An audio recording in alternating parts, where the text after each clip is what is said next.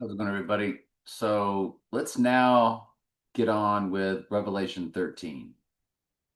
And I want to make sure we are in the right place. And yes,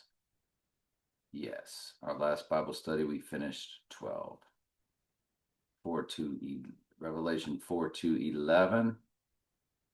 Excuse me, 12, 4 to 11, and then 12 to 17. Got it. I don't know what my brain was looking at. I think the chapter of the 12, and then the verse of the 11 kept, I don't know. Y'all know I got a squirrel brain anyway. So we're going to split the 666 chapter into two spots. So let's get on with part one. And I stood upon the sand of the sea, the sand of the sea. Now, this is John talking. So John's standing on the sand by the ocean and saw a beast rise up out of the sea, having 7 heads and 10 horns, and upon his horns 10 crowns, and upon his heads the name of blasphemy. The beast which I saw was like unto a leopard. This would be the Antichrist, beast out of the sea. And the feet of a bear, and his mouth the mouth of a lion. The dragon gave him his power. How does the dragon give him his power per se? Well, people might go, well, empowered him to run the earth. No, Satan's possessing the body. Heisman Trophy is spelled he is man. Who is man? Satan is now man. Satan will take over the body. The mark of the beast is nothing more or nothing less than total human body possession. The human host will eventually die off. Those that take the mark, the reason why they receive eternal torment day and night forever and ever, when no humans do, but only fallen angels do, it's because it's the fallen angels that take over the body. The only time eternal torment day and night forever and ever is mentioned is the beast Satan, and the false prophet thrown into the lake of fire. They don't get death, they don't get hell.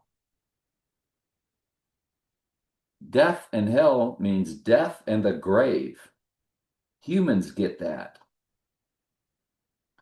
Because Satan, the beast, and the false prophet, that's all fallen angel demonic activity taking place. And those that take the mark, that's all fallen angel demonic activity. They eventually are no longer humans in that body. They showed us that in the movie Venom, where the human host was dying off. They referred to them as a symbiote.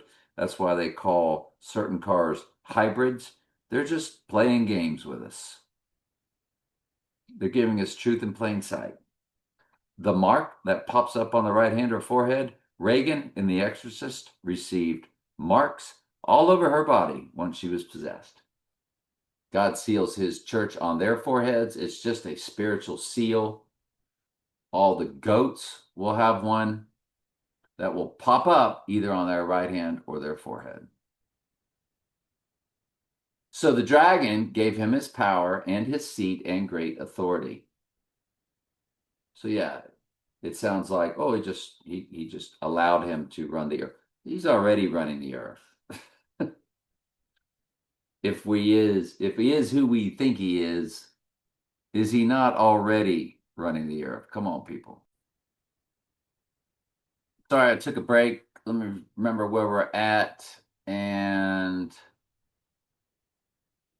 7 heads, 10 horns. Now, the 7 heads eventually just are the 7 kings of Mystery Babylon from antiquity. The first being, we would understand, the king of Babylon that took Israel into captivity, Nebuchadnezzar, who eventually was called to be a sheep, as I believe the successor when the Medo-Persian Empire dethroned them. Now, this was after Nebuchadnezzar died. His son was in power, and his son was making bad mistakes and really disappointed the God of the Bible. This is all per the will of the Lord, no free will in it. And then, as the story goes, and as it really played out in real time, all ordained before the earth was made, then the Medo-Persian Empire took over, and Daniel was a part of that one also. And that's why in Revelation 17 it says there are seven kings, five are fallen. Well, because two are not fallen. Nebuchadnezzar, sheep; Darius the Mede, sheep. Or some call him Darius. All right. And the beast that I saw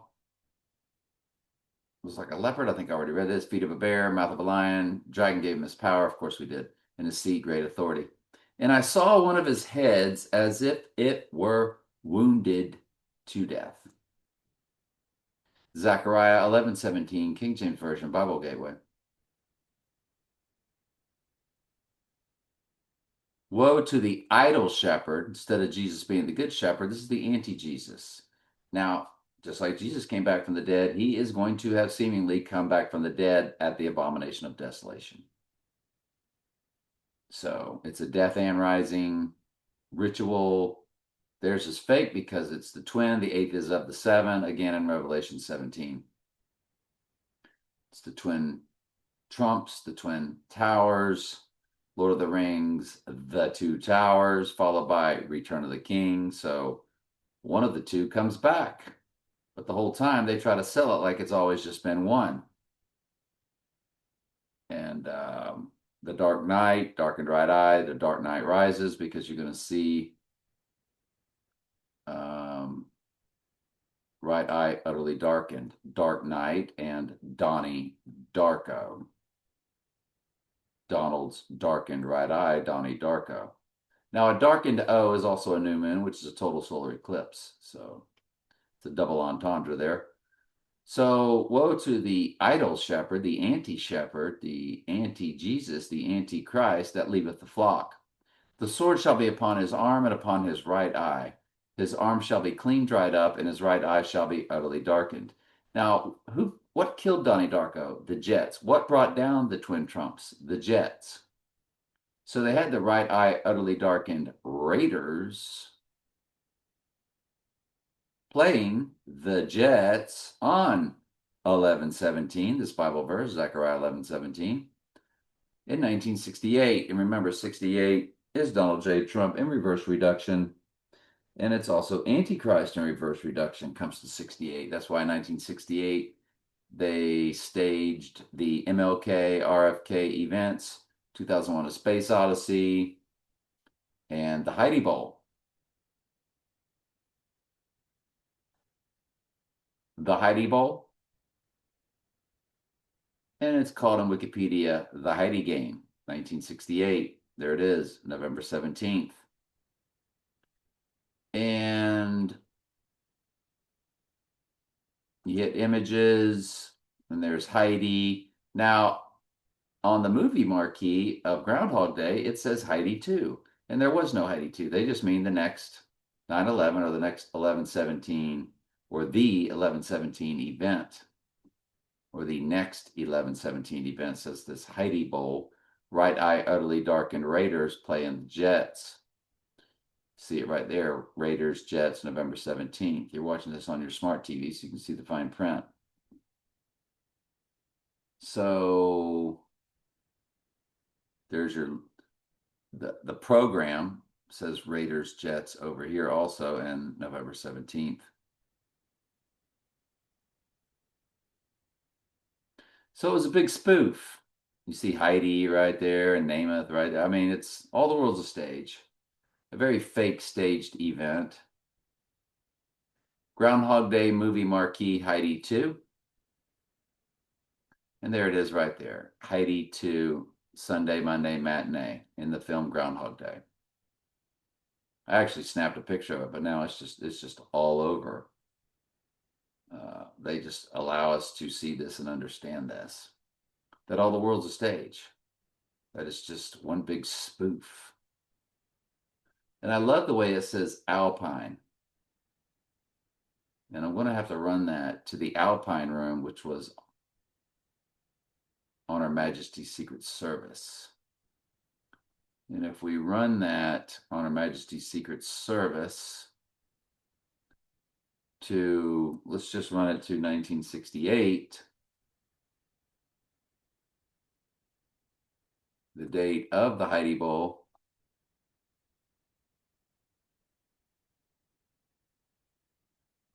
$3.96.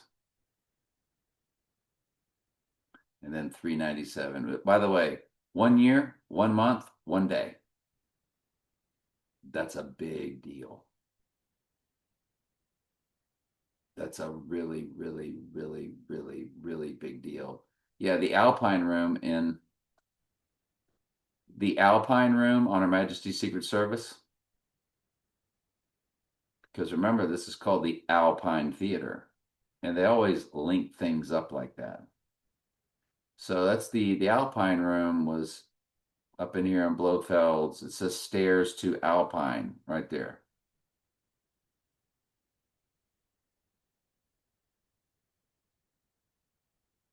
And if you come back over here, it says the Alpine location first appeared in Ian Fleming's James Bond novel.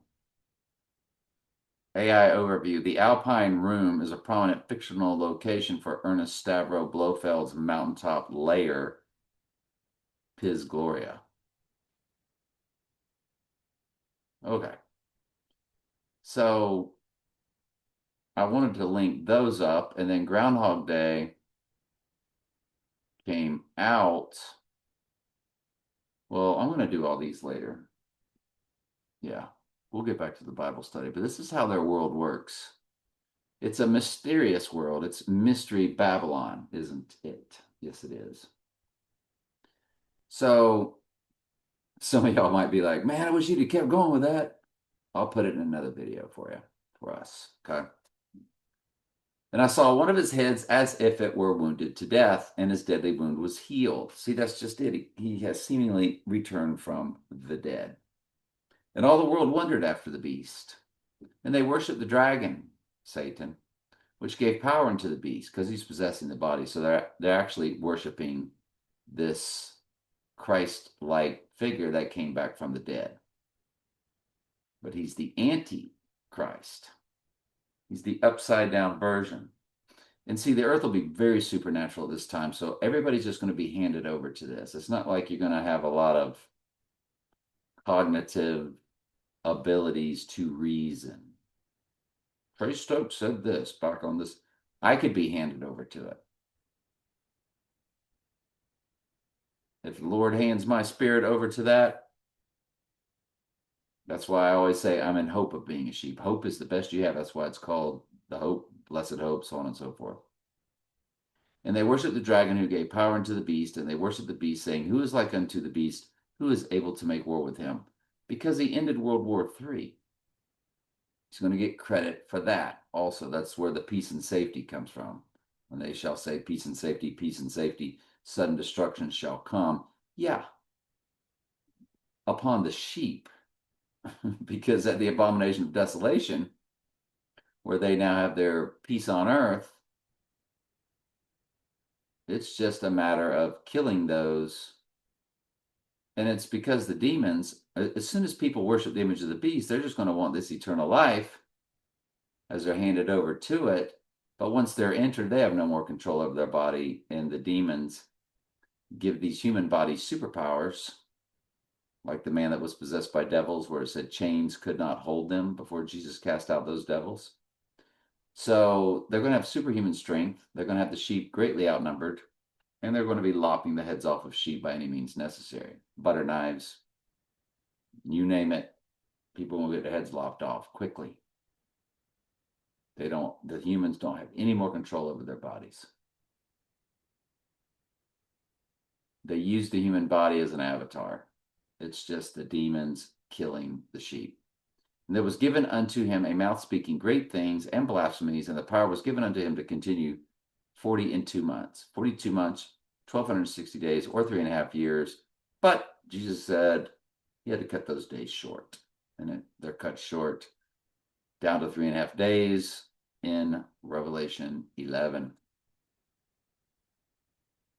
And he opened his mouth in blasphemy against God, to blaspheme his name and his tabernacle and them that dwell in heaven.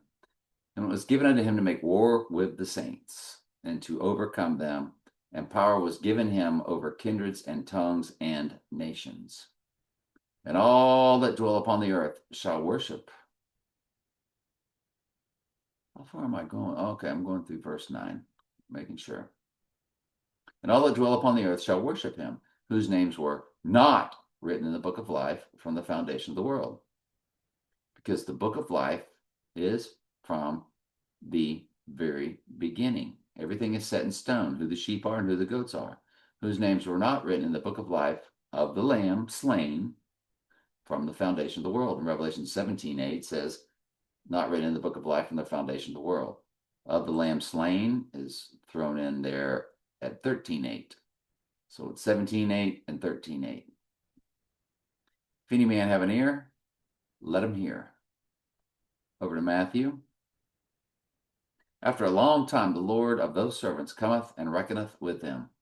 And so he that received 5 talents came and brought another 5 talents, saying, Lord, you gave me 5. Behold, I have doubled them. And his Lord said, well done, good and faithful servant.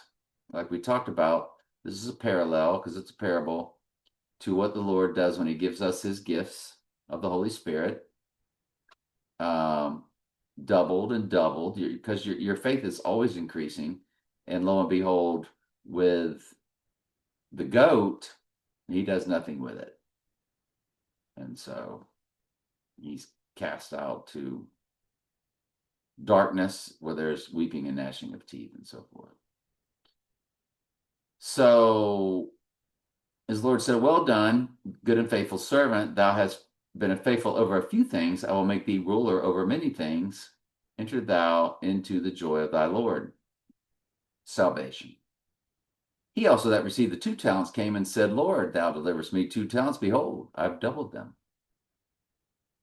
His Lord said unto him, well done, good and faithful servant. Thou hast been faithful over a few things. I'll make thee ruler over many things. Enter thou into the joy of the Lord.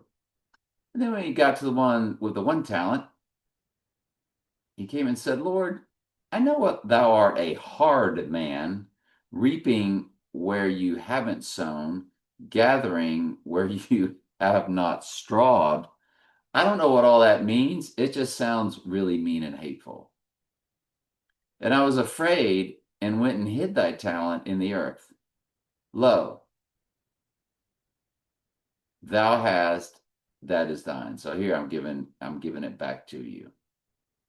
Equivalent to people, just maybe they've heard the truth, but they don't accept it, so they give it back.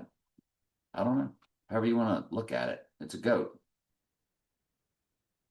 His Lord answered and said to him, Thou wicked and slothful servant, thou knewest that I reap where I sowed not, and gathered where I have not strawed? Ruh-roh. End of today's study. I'm glad you're here. I love you very much. Ask questions anytime. That's what I'm here for.